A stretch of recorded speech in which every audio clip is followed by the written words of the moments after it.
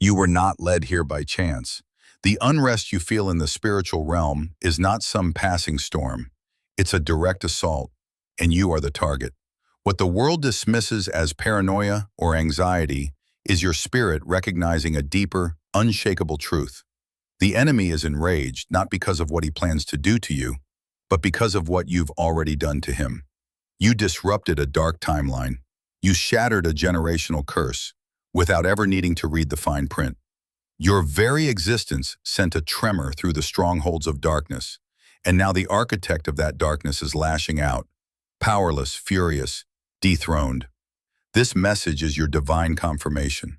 The warfare has escalated because you are crossing the threshold, ending one season of testing, and stepping into the beginning of your divine rule. This is your anointing. And now, before we move forward, we must seal this truth with a sacred act, a ritual of remembrance and authority. Like this video now to anchor the energy of this transmission into your reality. Subscribe to this channel to formally join the collective of those who carry the same signature of victory. In the comments, type the divine code 77 to signal to the heavens that you are awake, aware, and in active agreement with your assignment. Finally, let this video play again in the background. When it is finished, allow the frequency of these words to recalibrate your subconscious and saturate your spirit with the unshakable truth of your power, confirming your acceptance of what is rightfully yours. Chapter 1. The signature of his fury. The anger directed at you is not general. It is specific. It is a signature as unique and personal as a fingerprint. This is not the broad, ambient rage the enemy holds for all of creation. This is a focused, calculated, and deeply personal vendetta. It is the fury of a master manipulator who has lost control of his most prized asset. You were meant to be a masterpiece of brokenness, a living testament to his power to corrupt and destroy. Every betrayal you endured was a carefully chosen chisel, intended to carve deep lines of mistrust into your soul. Every word of condemnation spoken against you was a hammer blow, intended to shape you into an effigy of despair, a statue of hopelessness that others would look upon and lose their own faith. The loneliness was not an accident. It was a curated isolation chamber, a sensory deprivation tank designed to amplify his whispers until they became the only reality you could perceive, the only voice you trusted. But you did something that shattered the mold. At a critical juncture, in a moment you may not even consciously recall, you defied the blueprint. You were supposed to internalize the bitterness, to let the poison of rejection seep into your core and become your identity, turning your blood to acid. Instead, you held on to a sliver of light, a fragment of faith so small it seemed insignificant, an ember he thought he had extinguished 1,000 times over. That single act of spiritual defiance was a cataclysm. It sent a fracture through his entire plan for your life and for your bloodline. This is the source of his rage. He is not angry at who you are. He is furious at who you refuse to become. His fury is the tantrum of an artist whose clay refused to be misshapen. In the coming days, you will feel this fury manifest in strange ways. It will come through the sudden resentment of those who once praised you. It will appear as inexplicable technical malfunctions when you are trying to move forward. It will manifest as a wave of sudden, illogical fear that washes over you for no apparent reason, a cold dread that has no earthly source. This is not just in your mind. You will feel a pressure change in the room, a static charge in the air, right before an attack. Do not mistake this for a sign of your weakness. It is the undeniable signature of his defeat. He is loud because he has lost. He sends interference because he can no longer block your signal. Recognize his anger for what it is, a testament to your unbreakable spirit. It is the sound of chains rattling as they fall to the ground, the desperate shriek of a warden watching his most important prisoner walk out the front gate. You are feeling the death throes of the entity that was assigned to your destruction, and its fading power is what causes the turbulence. Your very existence is now a monument to his failure, and he cannot stand to look at it. Chapter 2. The memory of the unbroken vow. To understand what you did, you must understand the vow you made. This was not a vow spoken with your mouth. It was a vow sealed in your spirit, forged in the silent crucible of your darkest night. It happened at your lowest point, the moment the system had engineered to be your absolute breaking point. This was the crossroads. On one path was the validation of the world, the sweet, addictive comfort of bitterness, the easy camaraderie of victimhood, the well-trodden road of cynicism. This path was brightly lit, crowded with familiar faces who would nod and agree with your despair. It promised immediate relief, the seductive release of letting go and blaming the world for your demise. On the other path was a silence so profound it felt like annihilation. There were no signs, no guarantees, only a quiet internal knowing that you could not, would not, surrender the last spark of your divinity. In that moment, when you chose the silence over the noise, when you chose an unknown future over a familiar hell, you made an unbreakable vow. You chose God over the world, even when God felt like an abstraction and the world felt like the only thing that was real. This decision did not feel powerful. It felt like the last gasp of a dying hope. It felt like resignation, like the quiet surrender of a soldier who has no fight left. But in the spiritual realm, it was a thunderclap. It was an act of supreme authority. You declared through your endurance that your soul was not for sale. You declared that the pain inflicted upon you would not become the lens through which you viewed your life.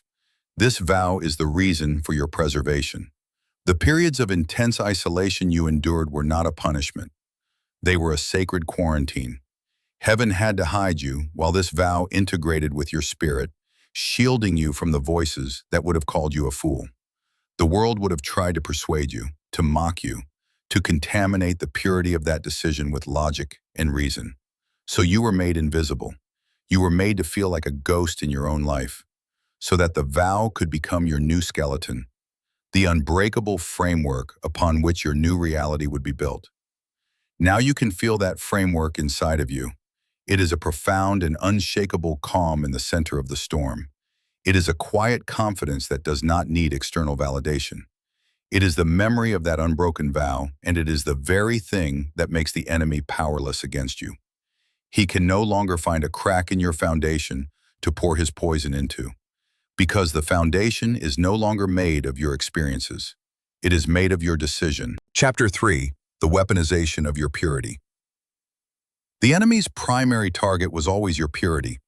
This does not mean your innocence in the worldly sense. It means your core, uncorrupted essence, your childlike faith, your innate belief in goodness, your capacity to love after being wounded. This was the divine technology he had to dismantle. For years, the system attempted to use this purity against you. They reframed your kindness as naive. They painted your trust as foolishness.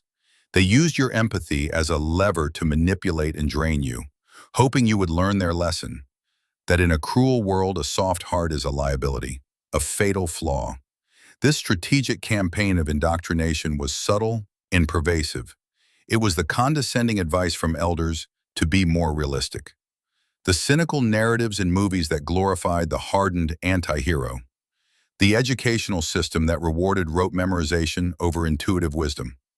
People were sent to you specifically to exploit this purity. They saw your light as a resource to be consumed, a wealth from which they could drink without consequence. They would feast on your compassion, on your willingness to see the best in them, and then discard you, leaving you to believe that your best qualities were the source of your greatest pain. This was a strategic campaign to make you hate the God-given parts of yourself. The goal was to force you to build walls around your heart, to become cynical, guarded, and suspicious, to trade your divine nature for a worldly survival mechanism. The fury of the devil is rooted in the fact that this campaign failed spectacularly. What he intended as your greatest weakness, God has weaponized into your greatest strength. The moment you chose to keep your heart open, despite all the evidence that it was unsafe, was the moment your purity was alchemized into a spiritual shield. It was forged in the fire of that pain, choosing to forgive when every fiber of your being wanted to hate. Now, when people with dark intentions approach you, your purity does not invite exploitation. It exposes them. Your genuine kindness highlights their manipulation like a black light on a forged document. Your unwavering faith reveals the emptiness of their cynicism. You have become a walking, talking mirror that reflects the state of their own soul back at them, and they cannot bear the reflection. In the coming weeks, you will notice this phenomenon with increasing clarity. People will become agitated in your presence for no reason. They will project their own insecurities onto you, accusing you of being self-righteous or judgmental when all you are doing is existing in your truth. This is the weapon in action. Your purity has become a passive, powerful force that sorts environments and dismantles demonic agendas without you. Having to say a word, the very quality they tried to beat out of you, is now the silent force that commands rooms and dismantles lies. Chapter 4. The Collapse of the False Timeline. You did not justify a plan. You collapsed a timeline. The system, under the enemy's direction, had constructed a very specific future for you. This timeline was built on the foundation of your trauma and reinforced by the expectations of those around you. It was a detailed projection, a demonic prophecy. It had scheduled points of failure, a specific age for your public breakdown, a relationship that was meant to be your ruin, a soulmate who was actually a soul trap designed to drain your destiny. It included the career path that would lead to a dead end of quiet desperation, and the addiction that was supposed to take hold and never let go, ensuring you were too numb to hear God's call. Your life was meant to be a predictable trajectory of decline, a cautionary tale whispered in your family and community. But your refusal to surrender, your unbroken vow, was a paradox the timeline could not compute.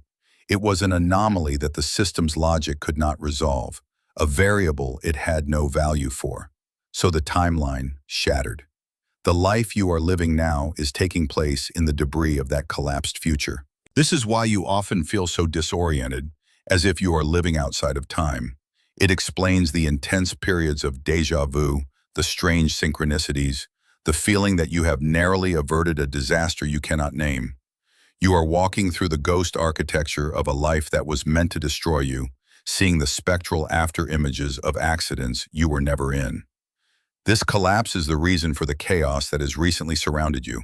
The enemy is frantically trying to build a new timeline of failure from the wreckage of the old one. He is throwing old patterns, old people, and old fears at you, hoping to drag you back into the rubble and force you onto a new path of ruin. This is why you will see faces from your past reappear with tempting but toxic offers. This is why old, healed wounds may suddenly ache again, a phantom pain from a limb that no longer exists in your new reality. It is a desperate attempt to reestablish the broken code. Your role now is not to fight it, but to ignore it, to keep walking forward. Every step you take in faith, every choice you make that aligns with your divine nature, paves the new timeline, God's timeline. This one is not built on your trauma, it is built on your victory. You can feel it. It feels like potential. It feels like peace, even amidst external chaos. It feels like coming home to a self you have not yet met. The enemy is enraged because you are no longer a character in his story. You are the author of your own. And the next chapter is your ascension. Chapter 5. The Activation of the Divine Authority. The act that enraged the devil was an implicit acceptance of your divine authority. The world teaches that authority is seized. It is about control, dominance, and the imposition of will. It is loud, boastful, and must constantly prove itself. It is fragile. Divine authority is the opposite. It is received through surrender. For years, you tried to operate on the world's terms. You tried to force outcomes, to control perceptions, to fight your battles in your own strength, using logic and strategy. And you were perpetually exhausted, perpetually defeated, because the system was designed to deplete you in this way. It encourages battles of the flesh because it knows it will always win on that battlefield. It owns the territory. The turning point, the act of spiritual rebellion, was the moment you finally let go. It was the moment you said, with every ounce of your being, I cannot do this anymore. In the physical realm, this looked like defeat. It looked like a breakdown, a surrender to the overwhelming forces against you. It felt like giving up. But in the spiritual realm, it was your coronation. The moment you surrendered your will, you created a vacuum that could only be filled by the will of God. The moment you stopped fighting for control, you allowed divine order to take over. You gave God the authority to fight for you, to move the pieces on the board you could not even see. This is a power the enemy cannot comprehend because it is not rooted in aggression, but in trust. He does not know how to fight someone who is not fighting back. He does not know how to defeat someone whose power source is an infinite, loving intelligence. This activated authority is why your presence is now so disruptive to low vibrational energies. When you walk into a room, you are not just bringing yourself, you are bringing the full weight and authority of the kingdom. Your silence in the face of provocation is no longer weakness. It is a declaration of sovereign power. Your peace in the midst of turmoil is not detachment. It is an active spiritual weapon that starves chaos of the fear it needs to survive. The next test will involve the enemy trying to bait you back into the old way of operating. He will send people to challenge your authority directly, to provoke you, to draw you into a pointless argument. It will be cleverly disguised as a need for accountability or a chance to clear your name. They will want you to justify yourself, to defend your peace, to engage in a battle of egos. Do not take the bait. Your authority does not need to announce itself. It simply is. Your refusal to engage is the ultimate exercise of that power, a silent checkmate he will never see coming. Chapter 6. The evidence in their eyes. If you want to see the proof of your victory and the source of the devil's rage, stop looking for signs in the sky and start looking into the eyes of the people around you. The spiritual shift within you is now so potent that it is being reflected back at you. Through the reactions of others, those who are operating from a place of insecurity, ego, and fear will begin to react to you in strange and often hostile ways. This is not personal. You have become a spiritual mirror, and they are enraged by their own reflection. A person comfortable in their own light will celebrate yours. A person ruled by their own demons will be tormented by your angels. This mirror does not just reflect, it magnifies. It shows them not just who they are in that moment, but the ghost of who they could have been if they had not made compromises with darkness. You will notice that colleagues who were once friendly will now seem resentful of your success, even if it has no bearing on their own. They will engage in subtle sabotage, conveniently forgetting to pass on a message or speaking with faint praise that is actually a veiled insult. Friends who once confided in you will grow distant, unable to be vulnerable in the presence of your newfound spiritual clarity, because it exposes their own self-deception and the lies they tell themselves to get through the day. They will call you distant, when in reality, they are the ones who can no longer stand to be close to such a pure light. Family members may accuse you of changing, of thinking you are better than them. They are correct. You have changed. You are better, not in a way that implies superiority, but in a way that implies healing and wholeness. Your growth makes their stagnation uncomfortable, and they will try to pull you back down to their level to ease their own discomfort. They do not hate you. They hate the choice you represent, the choice they were too afraid to make. The devil is using them as mouthpieces. His fury is being channeled through their envy, their suspicion, and their resentment. When they look at you, they do not see you. They see the God in you.